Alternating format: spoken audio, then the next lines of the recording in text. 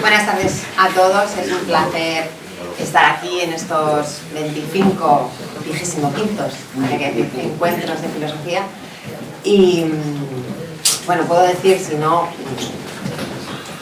reviento, que desde los primeros encuentros, como Joaquín Robles ayer dijo, pues he podido seguir, ¿sabes?, el curso de la vida de estos encuentros y es para celebrar un número redondo. Así que muchas gracias de nuevo a Gustavo Bueno Sánchez, por supuesto. Reitero de nuevo las palabras de Joaquín Robles con las que comenzó en su inauguración estos encuentros. Y nada, pues paso a decirles quién es Henry Louis Mencken, que yo he sido moderada en la presentación del tema, en el título, porque propiamente desde el materialismo filosófico pareciera, lo que sé después, ¿no?, que el título sobre el suicidio en un autor determinado tiene una pretensión doxográfica, filológica en un primer momento. Claro, también me atengo a lo que ha presentado Íñigo Gay, ¿no?, en su manera de exponer el orden de su intervención. Por lo menos de primeras hay que recoger lo que dice un autor, ya si luego lo puedes criticar o no y desde qué coordenadas lo criticas es otro asunto. Entonces, bueno, digamos que yo modestamente por lo menos quería presentarles lo que dice Mencken sobre el suicidio, que aparentemente pues es fácil, claro, luego te das cuenta enseguida de que no. Para empezar, ya digo, por este problema de presentar a un autor tal como dice lo que dice, sin más, que intentando ejercitar el materialismo filosófico pues era una especie de fraude, porque bueno, pues para eso pues ya está publicado, que lo lea la gente y yo que tengo que decir, simplemente repetirlo. Pues nada más, no tendría sentido. Realmente a mí, Henry Louis Mencken me llamó mucho la atención, evidentemente porque al leerlo, aparte de parecerme un tipo muy simpático, un periodista estadounidense de finales de siglo, bueno, nació en 1880, murió en 1956, digo, aparte de parecerme un escritor muy simpático, muy curioso, extraño, casi diría yo, claro, extraño probablemente desde el prejuicio de que en Estados Unidos no te vas a encontrar a alguien que diga las cosas que dice él. Si tengo que decir la verdad es que sobre el suicidio solamente he leído o he escuchado a Gustavo Bueno decir, o algo parecido a lo que Gustavo Bueno decía, lo que dice Mencken, o sea, que al leer a Mencken me recordó a Bueno, entonces quería explorar eso, ¿no?, esta idea que presenta, que es lo que les voy a decir ahora. Y como le digo, pues les digo, es un escritor curioso, que realmente lo que es un periodista que, bueno, pues trabajó en distintos periódicos, fundó su propia revista, y yo lo que he leído pues es una selección de estos artículos titulado Prontuario de la estupidez humana, la editorial Alcor.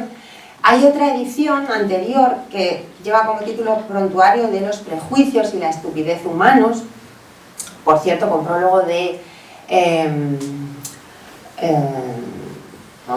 el escritor Borges, el escritor argentino famosísimo, con prólogo de Jorge Luis Borges, que le encomia, lo cual, bueno, pues tenemos que decir, Borges es un lector de Mencken y le parece un gran escritor, pues es una buena referencia. Y en este caso, esta otra edición, esta edición que les dije que en primer lugar conocí era argentina, la traducción es de Eduardo Goligorsky, pero esta segunda edición, que yo es la última que he leído, Alcor, está prologada por Fernando Savater.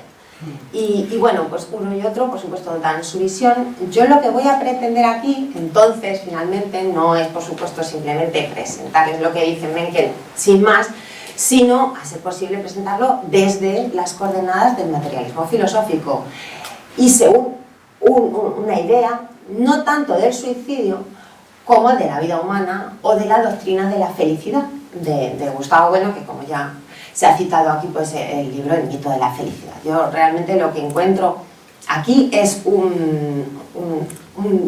una serie de textos muy interesantes en relación con el mito de la felicidad.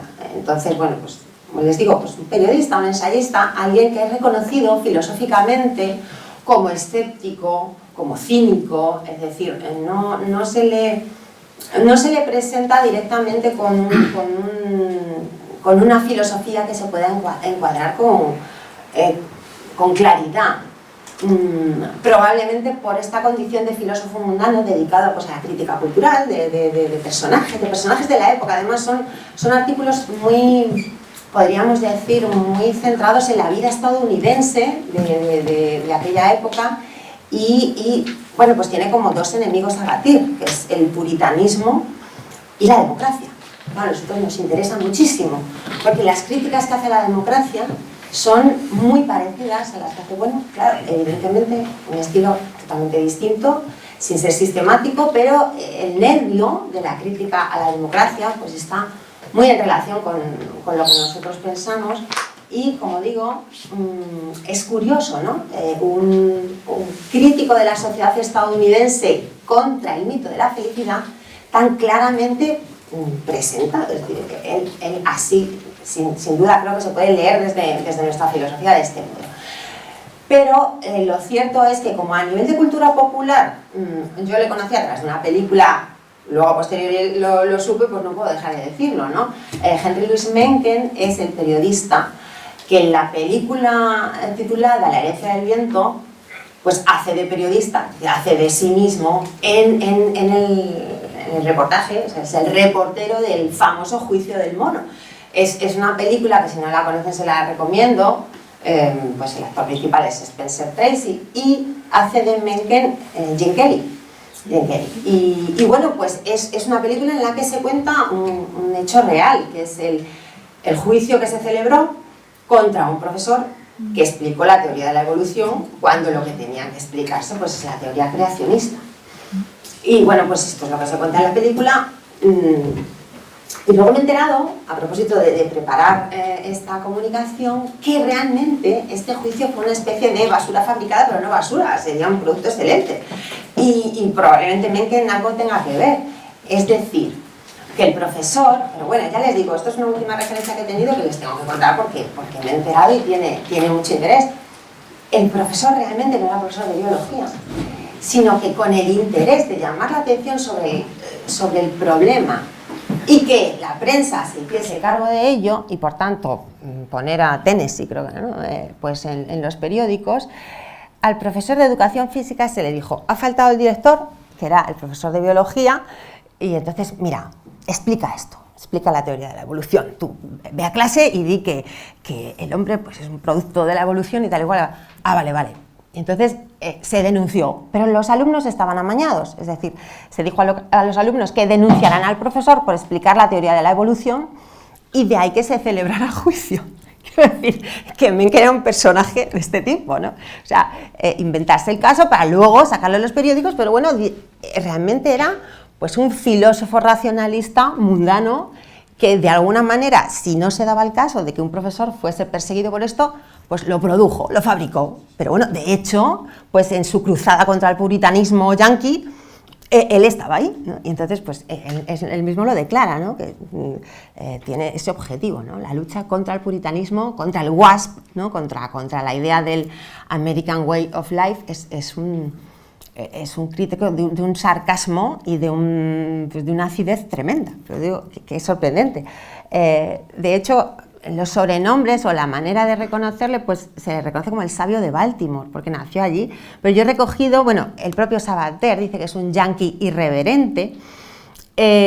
Bueno, ha sido calificado como anarquista de derechas, pero de forma dudosa, libertario, pues es un ejemplo de lo que sería esta filosofía, ¿no? Que se llama así, libertaria, de Estados Unidos.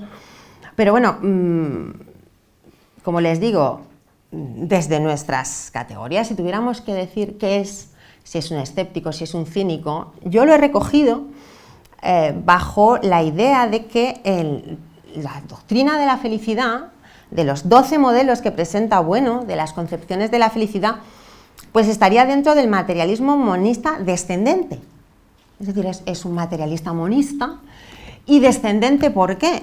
Pues bueno, pues porque él presenta la idea de que el hombre es un mono degenerado y que, bueno, dentro de la degeneración Estados Unidos pues es la mayor degeneración, ¿no? Entonces el blanco yanqui cristiano protestante pues sería como dentro de esa degeneración del mono pues el caso más llamativo. Yo, para que vean esta forma de escribir, como diría, bueno, pues cómo suena, ¿no? La música, no es casualidad que el primer artículo recogido en esta selección pues se titule El Homo sapiens, claro, y que, publicado en 1918, titulado La vida del hombre, para que vean qué tipo de cosas dice, ¿no? Pues presenta así la vida del hombre. Dice: la vieja idea antropocéntrica de que la vida de todo el universo gira en torno de la vida del hombre, de que la existencia humana es la suprema expresión del proceso cósmico, parece encaminarse felizmente hacia el infierno donde moran los delirios desbaratados. El hecho es que cuanto más se estudia la vida del hombre a la luz de la biología general, más desprovista parece de trascendencia.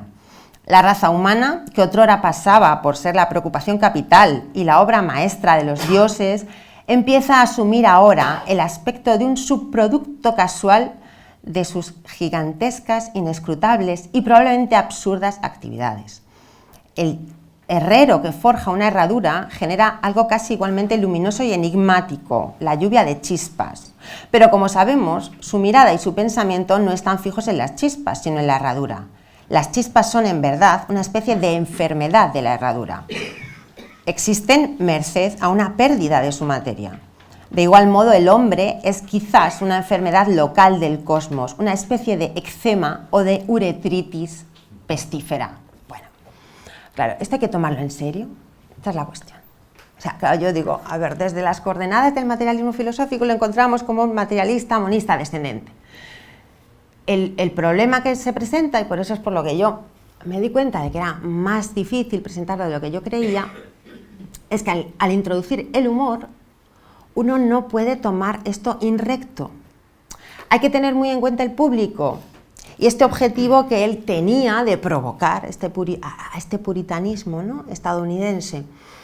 Y la verdad es que encontré la solución en, como no, en un artículo que bueno dedica a los ingenios de Mingote, porque, claro, en este artículo, que si conocen, pues está publicado en el Catoblepa, si el que no lo conoce, pues se lo recomiendo, ¿no? Gustavo Bueno hace un análisis de los dibujos de Mingote, de lo que él llama los ingenios de Mingote, y presenta la idea de que la función apelativa hacia el lector es fundamental para completar el sentido del ingenio que presenta Mingote. Y yo creo que aquí se da este caso, ¿no? Es decir, uno puede tomar in recto el texto de lo que dice Mencken y entonces tú puedes reconocerle como un monista, materialismo, monismo descendente, pero de alguna manera la complicidad del lector hace que esto deba de no tanto entenderse en otros sentidos, sino saber que está burlándose. Y que en esa burla, en ese humor, él propiamente esto lo que no quiere es presentarlo como una doctrina dogmática, sino como una manera de levantar, pues eso, ¿no?, la indignación, ¿no? La indignación realmente, provocar, lo que se dice un provocador. Esto también lo he visto, ¿no?, que se dice, no presenta sus propias ideas, sino que simplemente lo que pretende es provocar. Efectivamente, pero sí presenta ideas. Entonces, es interesante, ¿no?, ver cómo esta provocación tiene un sentido para la sociedad para la que escribe. Claro, es un periodista, se dedica a ello, o sea, vive de ello, no es que sea por gusto, y de alguna manera nosotros contamos con esta idea de que la función apelativa para completar el sentido de lo que dice, ¿no?, en el caso del humor, en el caso de un ingenio, podría decir entonces que son como artículos ingeniosos en cuanto que no presentan el sentido de forma plena, sino que en función del lector puede significar una cosa o la otra, ¿no? Esta ambigüedad, de hecho, yo cuando les he leído este párrafo, no sé si han reparado, pero dice quizás, ¿no? O sea, quizás el hombre es una especie de mono degenerado. Claro, quizás, en el quizás, pues está todo, porque, bueno, pero ¿lo es o no lo es? Pues por eso es un periodista o por eso es un ensayista sarcástico, porque realmente pues está provocando, ¿no?, levantando ampollas en ese puritanismo que evidentemente pues pensaba que el hombre era una criatura divina y tal. También les quería decir que es importante, claro, el asunto de la teoría de la evolución en Estados Unidos en este momento, bueno, ya sí está claro que fue el que hizo el reportaje sobre este juicio y que incluso él mismo pudo haber provocado el propio caso como tal jurídico, pues está claro que es interesante, pero es que en Estados Unidos la cuestión de la teoría de la evolución era algo candente por el tema del esclavismo. Por el tema del esclavismo, así de claro. Entonces, claro, preocuparse de difundir la teoría de la evolución, de presentar una filosofía racionalista contra el creacionismo no era cualquier cosa, porque el ánimo, evidentemente, de los creacionistas estaba asociado a la defensa de la esclavitud e incluso al poligenismo, ¿no?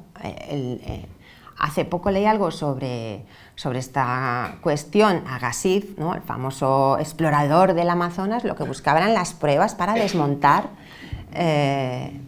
la selección natural de Darwin, y se le tiene reconocido como un científico, pero realmente él era un poligenista que lo que quería era defender la idea de que los negros no eran otra raza, ni siquiera eran otra especie.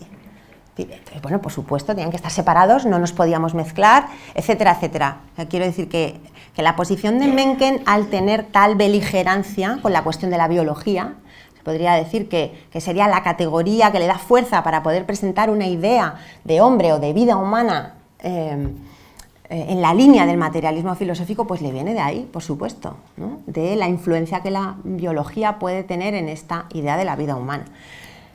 Pero es que además, esto tiene interés, pero realmente no es al interés directo al que yo quería ir. Bueno, no les he dicho, para que vean ustedes este panorama de los temas que trata, como para que se pueda decir que una selección de sus artículos pues presentaría una especie de tratado de antropología filosófica o de cuestiones que reunidas uno se da cuenta de que necesariamente el autor tiene que tener alguna filosofía, pues, como digo, simplemente por el hecho de que están reunidos del siguiente modo. O sea, los temas: el Homo sapiens, el hombre; tipos humanos.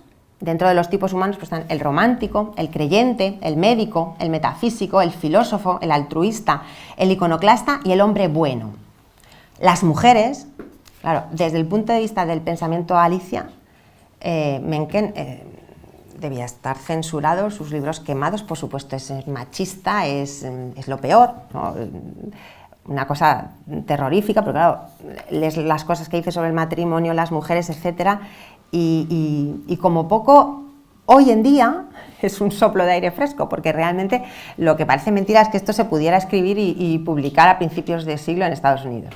La religión, la moral, la muerte, claro, estos son los artículos que yo propiamente vengo aquí a traer. El gobierno, la democracia, los norteamericanos, la historia, los estadistas, bichos raros, la pedagogía, bueno, la cruzada contra los pedagogos, nos encanta, todos los que estamos aquí, ¿no?, y los que nos puedan escuchar. O sea, lo que dice de los pedagogos, creo que Joaquín Robles se le acerca, pero está en esa línea. La psicología, bueno, lo mismo, exactamente lo mismo. Bueno, además tiene una serie de aforismos. Aquí las profesiones, los psicólogos, es una cosa tremenda. La ciencia, bueno, contra el fundamentalismo científico, absolutamente. O sea, el título, solamente hay un artículo dentro de este tema de la ciencia, se titula Alerta contra la ciencia. Y eso que estamos diciendo, que trata de presentar la necesidad de tomarse la teoría de la evolución en serio. Más interesante todavía, ¿no? La charlatanería. La charlatanería, sobre todo, se mete con los predicadores protestantes. Ensueños utópicos, recuerdos de un periodista, la literatura, literatos, las artes menores, bufonadas, sentencias. Claramente es un filósofo, podemos decir un filósofo mundano, académico no, pero claro, con nuestra precisión acerca de lo que significa académico en el sentido platónico, pues no podríamos decir que no es académico. De hecho, si nos ponemos en este sentido exquisito, tiene un libro sobre Nietzsche. O sea, podremos decir que dentro de su obra sí que hay un tratamiento dedicado a un filósofo. Se le asocia con Schopenhauer, pero bueno, a nosotros en definitiva, que no es eso lo que a mí me interesaba realmente, porque yo, bueno, les pido perdón por no ofrecer un tratamiento sistemático de su obra, pero realmente a mí no era lo que me interesaba. A mí lo que me interesaba es especialmente lo que dice sobre la muerte y en particular sobre el suicidio, ¿no? Sobre el suicidio. Son 3 artículos.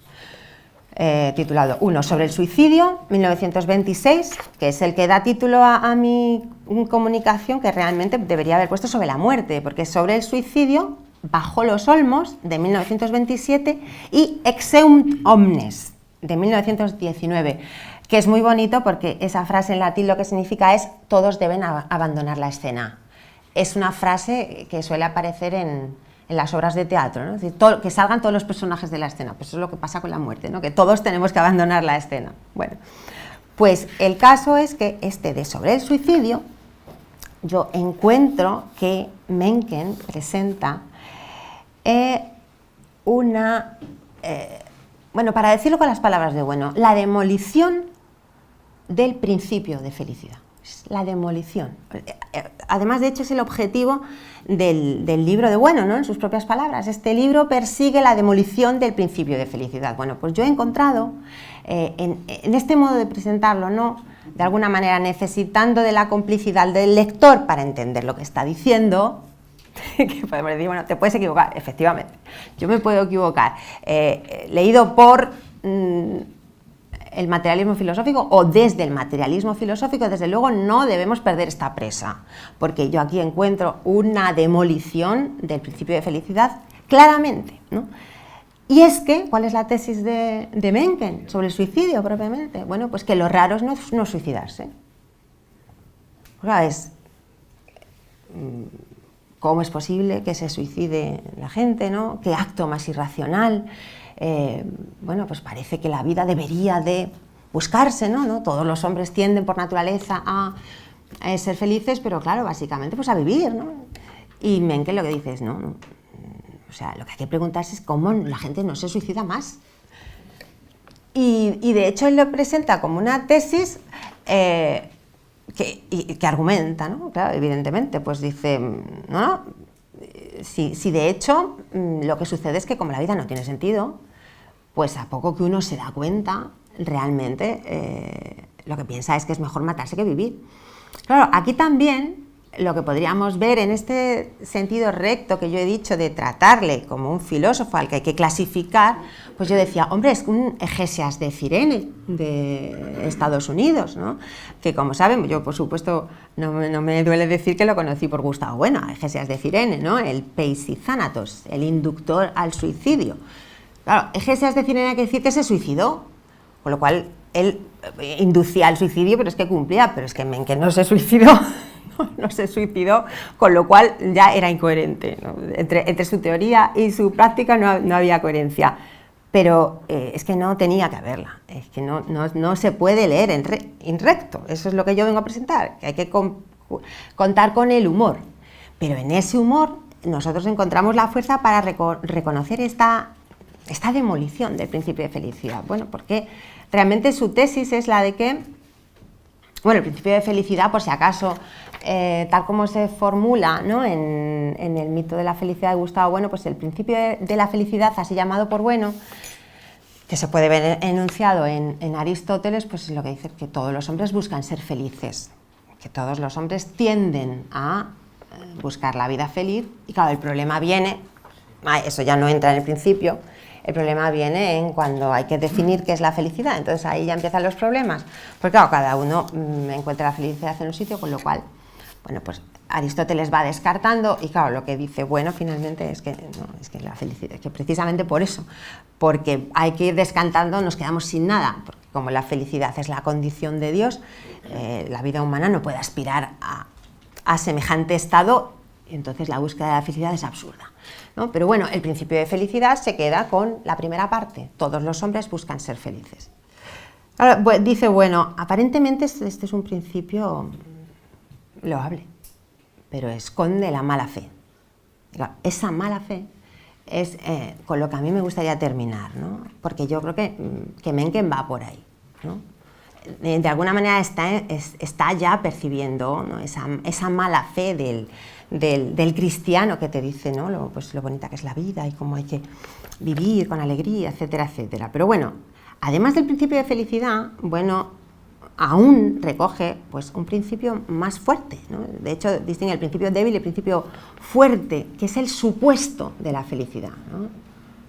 Y contra la demolición del supuesto de la felicidad, yo creo que también se puede decir que podemos utilizar estos tres artículos de Mencken. Claro, el supuesto de la felicidad dice que la vida humana es ella misma felicidad.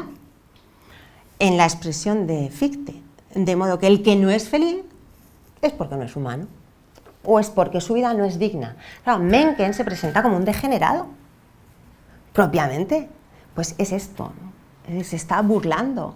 No, yo de alguna manera, ¿no?, vendría a decir, resulta que encuentro que la vida no solamente no es felicidad, sino que es, él no dice sufrimiento, él dice aburrimiento, ¿no? La vida es aburrida, o sea, de hecho, bueno, la gente joven es normal que se suicide, pues porque en el fondo se toman las cosas en serio. ¿Qué es lo que hace que no nos suicidemos? Pues bueno, dice, pues el sentido del humor, la curiosidad, el ver qué va a pasar mañana. Bueno, pone unos ejemplos tan prosaicos, de alguna manera, ¿no? Ver si la dama del vestido malva mañana se lo va a cambiar. ¿Qué dices? ¡Qué tontería! Bueno, qué tontería según, porque claro, desde nuestra idea de la vida humana, con eso terminaremos, pues tiene mucho sentido, tiene todo el sentido. Porque claro, ya no va a ser si la dama va con vestido malva o no, pero sí diremos pues que serán cursos de operaciones positivas, concretas, planes recortados, de alguna manera, sobre instituciones o planes firmes que se puedan presentar de una manera parcial, claro, no en un sentido global de la vida, que digamos, ese es el truco. Ese es el truco de que se pueda decir que la vida no tiene sentido globalmente, que esto es lo que dice, bueno, exactamente en el sentido de la vida. La vida tiene sentido a posteriori, como ya se ha dicho también aquí ayer, después de haberla vivido, y probablemente sean más los demás los que puedan encontrar el sentido que tú mismo. Y de ahí estaría nuestra crítica principal al suicidio. No directamente, sino porque decimos, no es que la vida tenga sentido. Primero se la vas a dar tú, si es que la tiene que tener. Y de hecho no hay un único sentido global, con lo cual no tiene sentido planteársela de principio. No lo he dicho al comenzar, pero yo creo que la idea del suicidio del materialismo filosófico viene a ser algo parecido a lo que presenta Spinoza en la Ética. Yo por lo menos no puedo decir nada mejor, ¿no? Y es que, como hemos recordado, pues es el principal deber ético, que es la fortaleza, implica, por supuesto, el rechazo del suicidio. Pero como la ética está en conflicto con la moral, y desde el materialismo filosófico no hay principios absolutos, pues no se puede decir que el suicidio es malo sin más. Es malo, depende de la vida que lleves, depende de qué vida estemos viendo. De hecho, ¿qué es la eutanasia procesal? ¿No? Vista bajo las coordenadas del materialismo filosófico, sino el modo en el que el Estado, en el fondo, proporciona, ¿no? Ya que el asesino horrendo, ¿no?, el criminal horrendo, no es lo suficientemente valiente como para suicidarse, bueno, pues digamos que le da esa cobertura para poder dejar esta vida dignamente, ¿no? En el fondo, ahí veríamos un caso en el que el suicidio no sería rechazable éticamente sin más. Por eso que hay que combinar los principios, no puede haber un único principio, ¿no?, absoluto que fuese el estar a favor de la vida, sin más, porque siempre tendríamos que decir de qué vida. Es que hay unas vidas en contradicción con otras y no todo es armonizable y no todas las vidas por sí mismas tienen sentido en sociedad. De hecho, como decimos, la vida del criminal horrendo no la deseamos, es más, disponemos de una argumentación a favor del suicidio del criminal horrendo, ¿no? Por eso no podemos en general hablar mal del suicidio. No me estoy dejando llevar por Mencken, sino que efectivamente estamos contra el principio de felicidad y también contra el supuesto de la felicidad, que decimos es mucho más cruel, pero Mencken se dio cuenta, ¿no? O sea, él se presentaba como un degenerado, como un sociópata, podríamos decir, un odiador profesional, y de hecho pues es por esto, porque está negando el supuesto de la felicidad, ¿no? Toda vida humana es feliz, y si no lo es porque no es digna, es porque no es humana, con lo cual pues se le puede eutanasiar, se le puede quitar de en medio, porque total, la cosa es que bueno, yo creo que por supuesto él no lo recogería como algo agradable, pero de hecho pues tomarse en serio a Mencken hizo que, bueno, pues yo les leo la nota que él pone a su segundo artículo que les he leído, Bajo los Olmos, de 1927. De hecho, hubo una ola de suicidios en las universidades estadounidenses.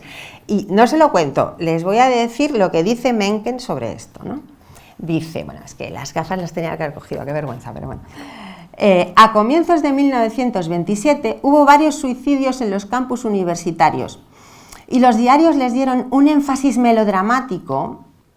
Aquí ya se ve el humor, un énfasis melodramático, procurando demostrar que se trataba de una epidemia. Varios pedagogos alarmados apoyaron la campaña y uno de ellos, el doctor John Martin Thomas, presidente de Rutgers, declaró al Times de Trenton, Nueva Jersey, que la causa era un exceso de Mencken.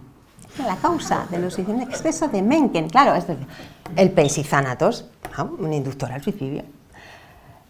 El Times me preguntó qué opinaba al respecto y les envié la nota que sigue, que es este artículo. Thomas, pastor presbiteriano, metido a pedagogo, y no puedo evitar reírme, fue presidente de Rutgers, que será el nombre de la universidad, del colegio universitario, desde 1925 hasta 1930. Renunció para dedicarse al negocio de los seguros. O sea, yo creo que es que no se puede reír más. Pero claro, Mencken responde como les he dicho, a esta ola de suicidios, ¿no? Dice, no veo nada misterioso en estos suicidios. El impulso de autodestrucción acompaña por naturaleza el proceso educacional.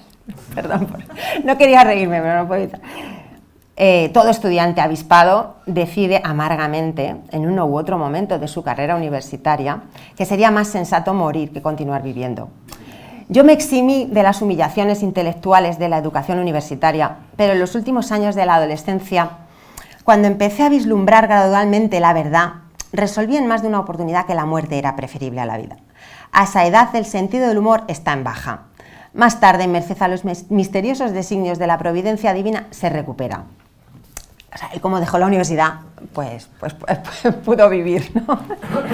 Y, claro, ¿qué es lo que mantiene vivo a los hombres? Entonces les he dicho este tipo de casi bromas, se puede decir, pero que no es decir, bromas, sí, son bromas, pero tienen este sentido de apelar a los tramos finitos de las operaciones, que en concatenación, diríamos, que no es tampoco digamos, directa, ¿no? Es decir, que la vida supone ese ejercicio de concatenación, sí se da. Claro, la concatenación es, se da, sí se da, y si no se da, entonces la vida no tiene sentido. Pero entonces, ¿qué has hecho tú para que no lo tenga? Esa es la cuestión. Por eso el suicidio es lógico, como él dice, ¿no? Eso, que también lo dice Spinoza. Por cierto, se me ha ido el hilo antes y no lo he dicho, porque he dicho, poco más se puede decir que lo que dice Spinoza, y es esto, el suicidio no es un acto irracional, ¿no? Sí, las ideas inadecuadas se siguen con la misma necesidad unas de otras que las ideas adecuadas. El suicida simplemente lo que hace es confundir las causas de su mal. El suicida es aquel que se cree que la causa de su mal es el mismo y entonces tiene que autoeliminarse. Si supiese, esto dice Spinoza, que las causas de su mal están en el exterior, evidentemente combatiría el exterior, porque bajo la idea de potencia de Spinoza, pues es decir, tú no puedes producir tu propia aniquilación, son otras potencias exteriores, son las causas exteriores las que te llevan a eso. Si el suicida lo supiera, no sería un suicida. Y por eso, ¿no? Por eso es por lo que tiene lógica el suicidio, pero va sobre la base de esta idea inadecuada, y es que yo soy causante de mi propio mal. Bueno, pues si esto es lo que se puede decir desde el materialismo de Spinoza, aquí lo que dice Mencken es que es esta, ¿no? La lógica del suicidio. Si la vida es un aburrimiento, ¿dónde está el secreto? Y él dice, en el trabajo, en el trabajo. O sea, realmente no hay otro secreto. Y él dice, como no me voy a poner en plan enciclopédico, me voy a tomar como ejemplo. Y claro, qué casualidad, y por eso esta dificultad en tomarle como mundano o académico, qué casualidad que sigue los mismos pasos que Aristóteles. Dice, a ver, ¿yo por qué trabajo tanto? Tantos años trabajando. ¿Por el dinero? No. Por la fama, en absoluto. Bueno, se mete con la gente que busca la fama, no sé qué. Hacer el bien. Claro, ahí es verdad que se desmarca de Aristóteles, pero dice justo las 3 formas de felicidad que recogen los 3 tipos de vida de Aristóteles. Dudo yo mucho que no hubiera leído Aristóteles, ¿no? Mencken. Pero bueno, la cuestión es que dice, dinero no, fama tampoco, hacer el bien. Aquí Aristóteles hubiera dicho que sí, y dice Mencken, bueno, de todos es sabido que hacer el bien es de muy mal gusto. La cosa es, ¿por qué? Pues porque directamente es la curiosidad de qué va a pasar, ¿no? Es como les digo, estos planes positivos, activos que tienen que ver con los pragmata de la vida y no con ese sentido global. Pero es que cuando dice lo del trabajo, ¿no? que no tiene mayor misterio, ¿no? El trabajar. Claro, ¿cómo no poner esto en relación con el operacionismo católico? Si realmente lo que está haciendo Mencken es una burla de ese sentido global de la vida, y está poniendo de manifiesto cómo solamente el sentido lo va cobrando a propósito de esa concatenación de segmentos de operaciones que tienen sentido por sí mismas, que puede ser, como dice, bueno, en el sentido de la vida, ganar un concurso de ajedrez, igual que pues cumplir con una carrera o pues eso, salir al parque a dar una vuelta, quiero decir, como el sentido lo va cobrando la concatenación de esos distintos aspectos que conforman la vida, pues el asunto es que tú no lo puedes saber previamente, ¿no?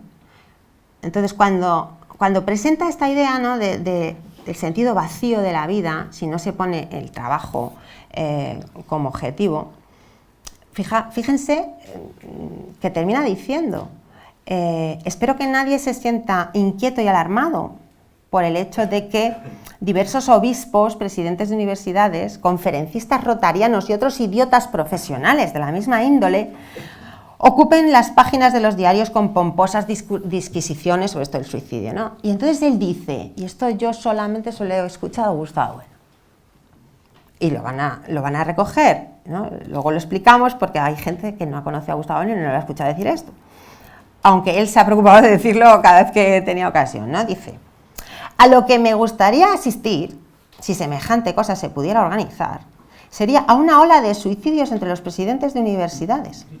Yo suministraría con mucho gusto las pistolas, cuchillos, cuerdas, venenos y otras herramientas necesarias. Más aún, me encantaría cargar las pistolas, afilar los cuchillos y anudar los lazos corredizos. ¿Por qué digo esto? De que bueno, yo lo he escuchado esto, no de los presidentes de universidades, sino de aquellos estudiantes que cuando estaba de moda el existencialismo acudían a él y le decían, don Gustavo, es que la vida no tiene sentido, queremos morir, tal, cual. No, estudie usted geometría, ahí está. Proyecto positivo. ¿Proyecto positivo? No tiene sentido global. ¿Qué quieres ser? ¿Pitágoras? No, estudia geometría. Y si vuelves, yo te doy la pistola. Eso es lo que decía Bueno, ¿no? O sea, tú no te preocupes, tú estudias geometría. Y claro, Bueno decía, o sea, que Bueno no era tan amargo como Mencken, no, ninguno volvía a pedir la pistola. Pero es esta idea, ¿no? Yo, más que la ola de suicidios entre los estudiantes, lo que desearía, una ola de suicidio, yo les doy los cuchillos, yo les doy las pistolas, ¿no? ¿Por qué? Porque de alguna manera está denunciando esta preocupación vacua por estas vidas de estos estudiantes. ¿Qué duda cabe que una ola de suicidios es algo tristísimo? ¿No? Tristísimo, claro, por supuesto. Y que un profesor de universidad, cuando escucha, a ver si leyera esto, cuando leyeran a Mencken, dirá, ¡qué escándalo, qué vergüenza! ¿Cómo puede decir esto? Pero claro, ¿qué está denunciando? Pues esta idea de vida feliz vacía, sin objetivos positivos concretos que den contenido a esa vida, ¿no? Y esto es lo importante. Y por eso es por lo que realmente se niega, ya no el principio de felicidad, sino el supuesto, ¿no? Una vida que no es feliz, no es digna. Y el problema de esto es lo que se avecina, lo que se nos avecina, y por eso quería terminar con la mala fe, porque bueno, pues por supuesto todos podemos combatir con el humor todo esto, ¿no? Y pensar que es absurdo tener una idea de la vida humana en este sentido global, dotada de sentido por sí misma, sin tener en cuenta el trabajo, sin tener en cuenta la definición operacional de la vida humana, ¿no? que es la que proporciona el materialismo filosófico. Pero imagínense lo que puede significar, y esto enlaza con lo que ayer presentaron Joaquín Robles y Tomás García López, cuando el gobierno empiece con la campaña en contra del suicidio, que ya se ha anunciado, y que con la pandemia ya se vio el problema de la salud mental y se está reconociendo con este dato que ayer se presentó de por desgracia, la principal causa de muerte en jóvenes, ¿no? Muerte violenta, perdón, en jóvenes, pues la número 1 es el suicidio. Claro, imagínense lo que puede significar que el gobierno se tome en serio la lucha contra el suicidio. ¿Qué tipo de razones nos podemos encontrar, ¿no? ¿Qué mala fe puede haber detrás del pensamiento Alicia que nos va a hacer sentir, si es que no tenemos, claro, las herramientas, ¿no? Por lo menos el materialismo filosófico presta las armas para poder enfrentarse a esto. O sea, Mencken hacía humor. Nosotros afortunadamente podemos tener una idea de la vida humana que presenta la idea de que no tiene sentido la vida por sí misma si no estás presentando un contenido real, práctico, de operaciones que tengan un sentido político, ¿no? Político, en el conjunto de la nación, con los ciudadanos o con la familia, como hemos hablado de las instituciones. Si es que no soy yo, si es que son los demás los que van a ofrecer el sentido a lo que sea mi vida. Por eso digo que pongámonos en la situación en la que, si ya hemos visto el daño que ha hecho el feminismo administrado, ya que está aquí Sharon Calderón, que esta expresión ella la ha usado, ¿no? Si vemos el daño que ha hecho el feminismo administrado en la sociedad, pues imagínense el daño que puede hacer la preocupación del gobierno por el suicidio infantil o el suicidio juvenil o el suicidio en general, ¿no? Como una de las causas de muerte de las sociedades ricas, porque nos podemos encontrar con este discurso vacío de mala fe. Y aquí voy a la mala fe. Si de hecho la vida puede tener sentido, y con Mencken estamos de acuerdo en que principalmente el trabajo es lo que hace que uno se sienta incardinado en la sociedad y verdaderamente se puede decir que la vida es digna de ser vivida, le podríamos decir a los políticos que busquen el pleno empleo. No hace falta que busquen paliar la depresión, busque usted una sociedad de pleno empleo. No me diga que no me tengo que suicidar, porque es que a lo mejor, si lo que me ofrece ese discurso vacío de la felicidad, a lo mejor, como dice Mencken, pues es que es mejor suicidarme. Claro, evidentemente no es mejor suicidarme, pero lo que por lo menos no puedes decir es que la gente, como no sabe vivir felizmente, pues de alguna manera es culpable. Y que, en fin, pues tiene que acudir al psicólogo o que tiene que acudir al psiquiatra para que tenga sentido su vida. Porque lo que va a suceder es lo que decía ayer Joaquín Robles, su vida no va a tener sentido, pero le va a dar igual. Y entonces pues sinceramente, ¿para qué vivir? Yo no quería terminar así. Quería terminar, pues optimistamente, no. Quería terminar operatoriamente con una frase del libro de Alexandre. Esta idea de la vida global, no, las vidas. Y señaló a Tomás por su estudio sobre las vidas, ¿no? La vida de Alejandro, la vida de tal, pues las vidas particulares, cada una de ellas, ¿no? Tiene sentido en cuanto que ha sido vivida y que se puede contar, ¿no? Entonces hay un verso tan bonito del poema del libro de Alexandre que dice que no va a contar la vida de Alejandro por años ni por días, sino por buenas faciendas y por caballerías. Y esa es la clave. Si contamos la vida por años, aquí se ha hablado de la juventud, antes, ¿no? El anterior comunicante ha presentado una comunicación muy interesante con los tipos de suicidio. Si cuentas la vida por días es horrible lo que tienes por delante. Pues ¿qué es lo que dice Mencken? Una media de 80 años, de 90 años, sin hacer nada. ¡Qué horror, qué tortura! No, por buenas faciendas y por caballerías, no. Es que tienes que publicar este artículo sobre tal, tienes que hacer este viaje porque tienes... Entonces te queda corta, evidentemente, pues, por buenas faciendas y por caballerías, no por años ni por días. Ahí está.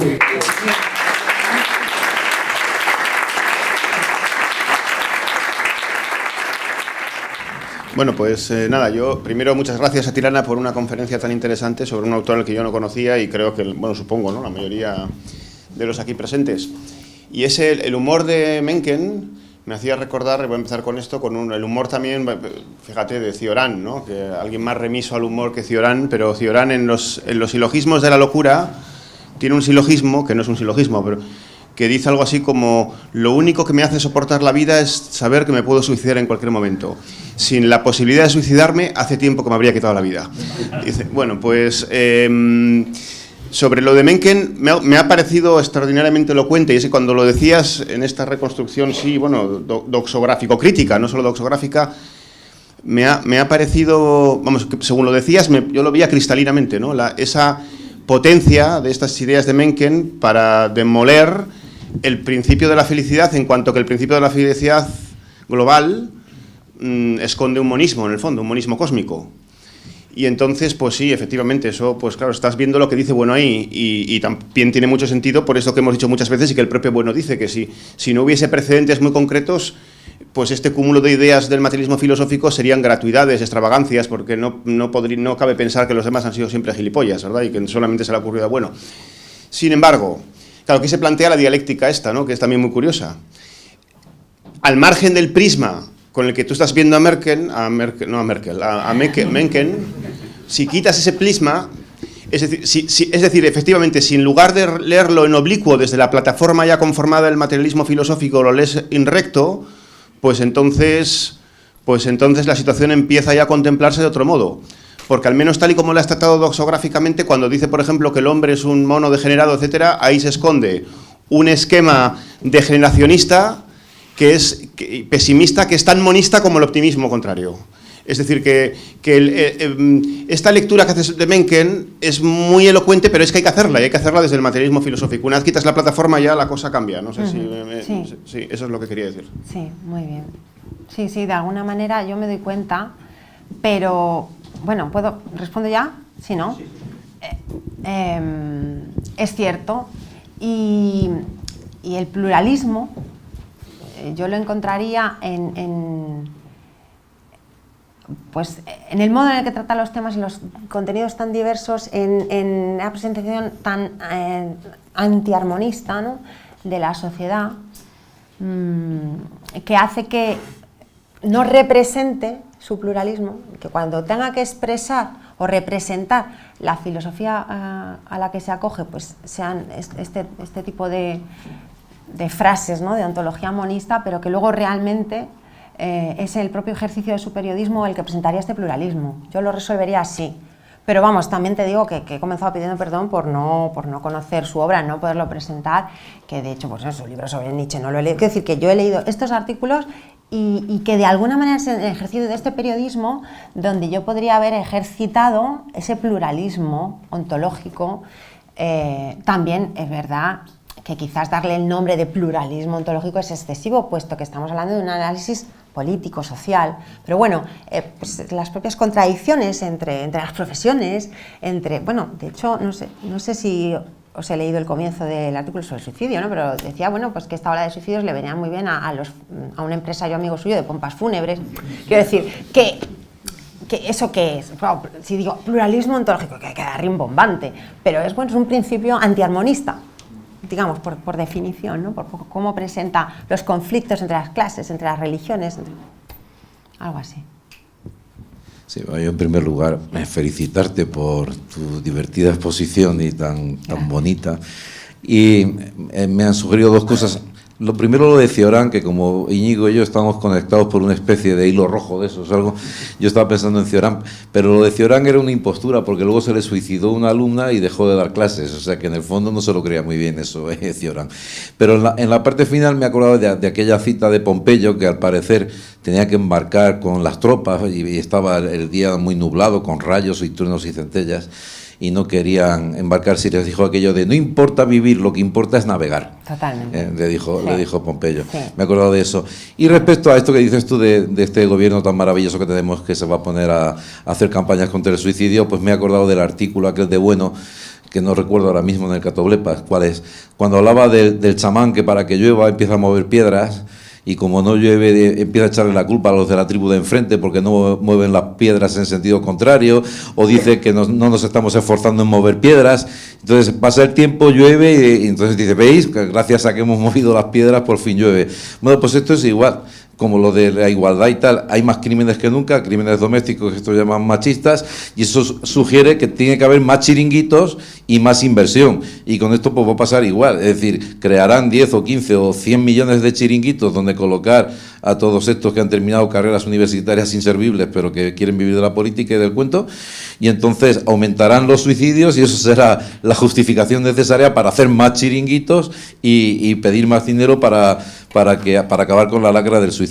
Y cuando te opongas y digas, pero es que no ve que esto es ineficiente, pues te dirán que es usted un machista, un fascista, un seguidor de Mencken. Muy bien. ¿No dices nada? No, bueno, de acuerdo. Totalmente de acuerdo. Bueno, pues... Totalmente de acuerdo. Dos cosillas. Aunque bueno, espera, ya que me he dado la oportunidad, es verdad que yo pensaba haberlo dicho como parte de la comunicación y no lo he dicho, así que sí, gracias, porque quería nombrar que Carlos Madrid había estado presente en los 5º encuentros de filosofía en León, de filosofía y salud mental, que Miguel Ángel Castro Merino presentó una ponencia titulada El derecho a la enfermedad existencial, que yo creo que va por ahí también, ¿no? La idea de pues reivindicar una idea de la vida que sea trascendental, y que en ese sentido, lo que pasa que claro, entonces no sería una enfermedad, ¿no? Pero la enfermedad existente sería esto, ¿no? O sea, el derecho a problematizar la vida de manera que no se resuelva categorialmente, y que Carlos Madrid presentó una crítica al concepto de salud mental muy atinada en esta línea, ¿no? Preparando para lo que se nos viene encima, de cómo de verdad el gobierno se tome en serio una campaña en contra del suicidio, porque puede ser atroz, y es verdad, y esto ya sin broma ninguna, que es verdad que, como ha dicho Tomás, incluso puede producir el efecto contrario. Pero es que además me llamó la atención el que un psicólogo invitado también, Vicente Martín, ¿puede ser? ¿Se llama?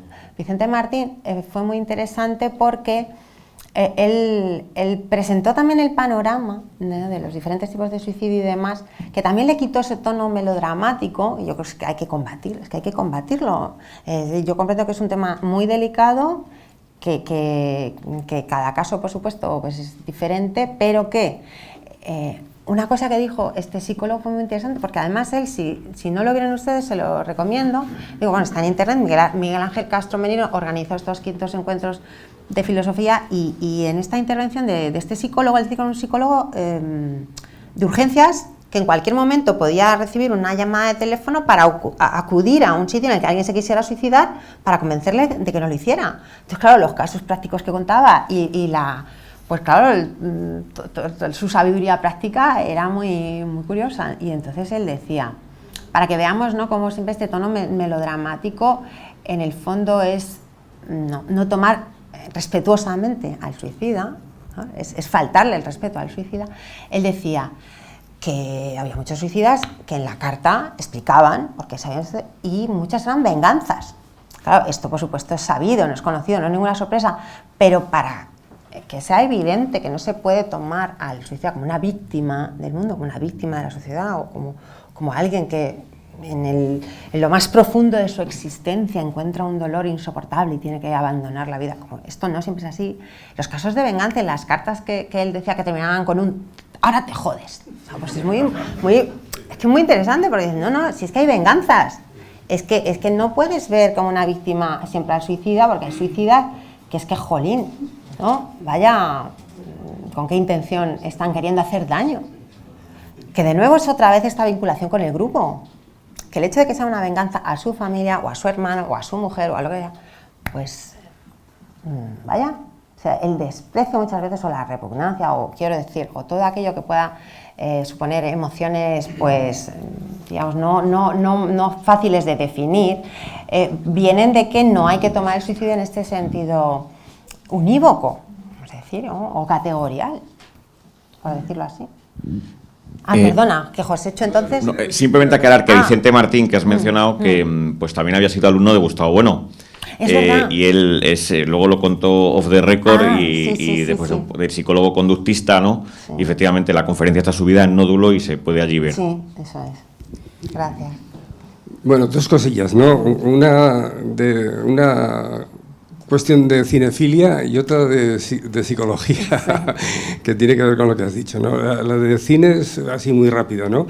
Que esta película que has nombrado, la de Escrito sobre el viento, es de finales de los 50, si no me confundo, ¿no?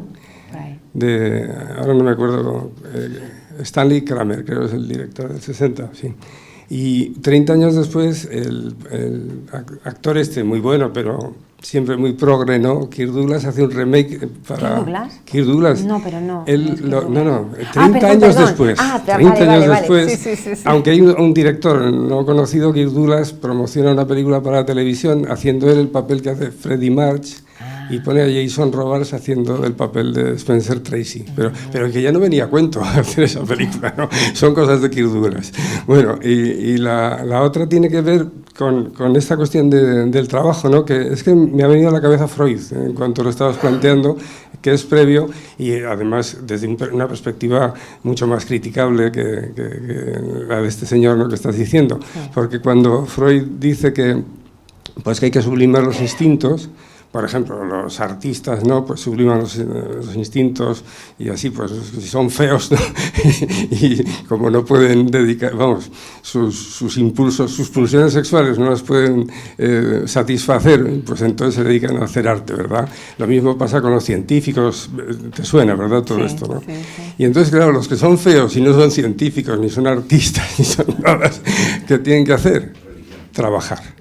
El trabajo es la mejor forma de sublimar, ¿no? O sea, en parte está dando una solución muy parecida a ese otro problema diferente, no solo en este comentario. Sí.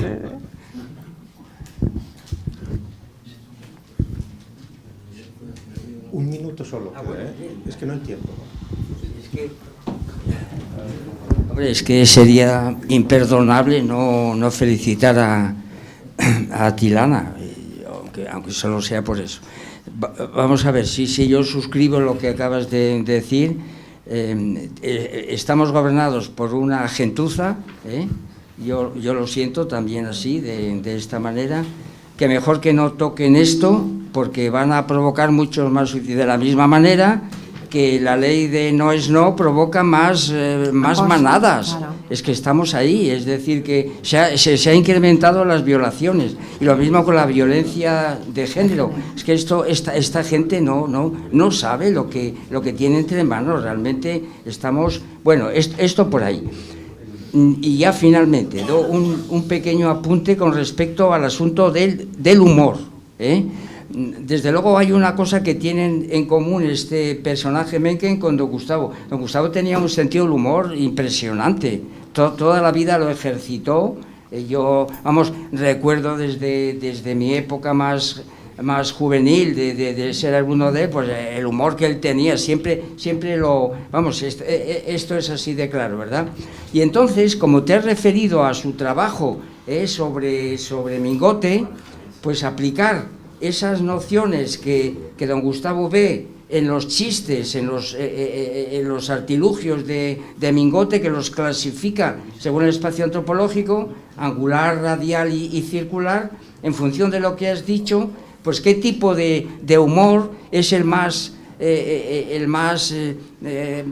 frecuente en estos escritos que tú has dicho. Sería una pregunta, esto por ahí. Y otra, y finalmente, claro, que desde luego hacer comparaciones de autores con don Gustavo, pues es una cosa obligada y yo lo veo estupendamente.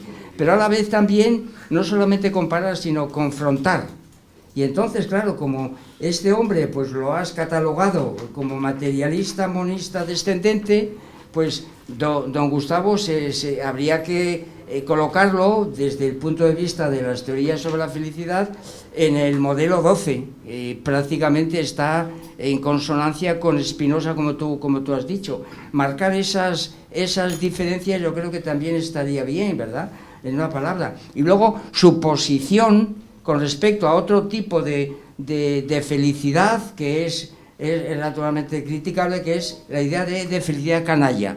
Si hay, bueno, en Don Gustavo la crítica a la felicidad canalla es permanente, ¿verdad? No solamente al principio de felicidad y al supuesto, sino a la felicidad canalla.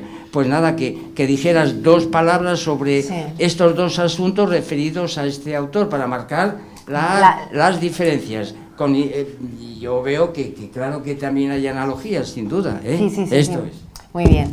Pues respecto a lo que decimos es que si bien al identificar lo que expresa el autor, ¿no?, como doctrina, podríamos asociarlo a esa doctrina de la felicidad, yo lo que vengo a decir es que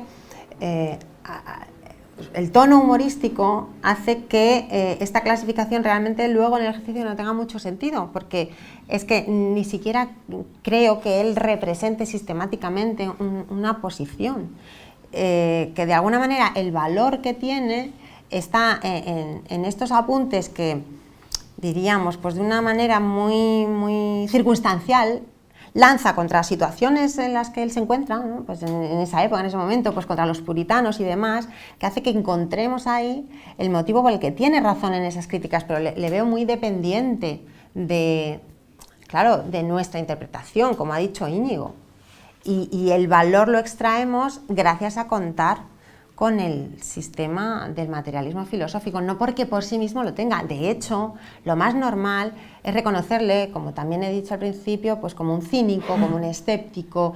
Es decir, que propiamente no se puede decir que sea una postura filosófica, doctrinal, reconocible, ¿no? O sea, este ejercicio de filosofía crítica puede hacer ver pues, que tiene puntos de interés en determinados asuntos, y a mí me parece interesante recoger esto sobre el suicidio, pero ni yo tengo el conocimiento suficiente de su obra como para poderlo indicar, ni creo que verdaderamente lo tuviera él. Bueno, y de hecho me baso en la propia tradición de reconocerle, no he dicho otro, el Voltaire del siglo XX, es otro sobrenombre que se le ha dado. Pues está claro, o sea, un ilustrado, y ahí me viene muy bien lo que has dicho de la felicidad canalla.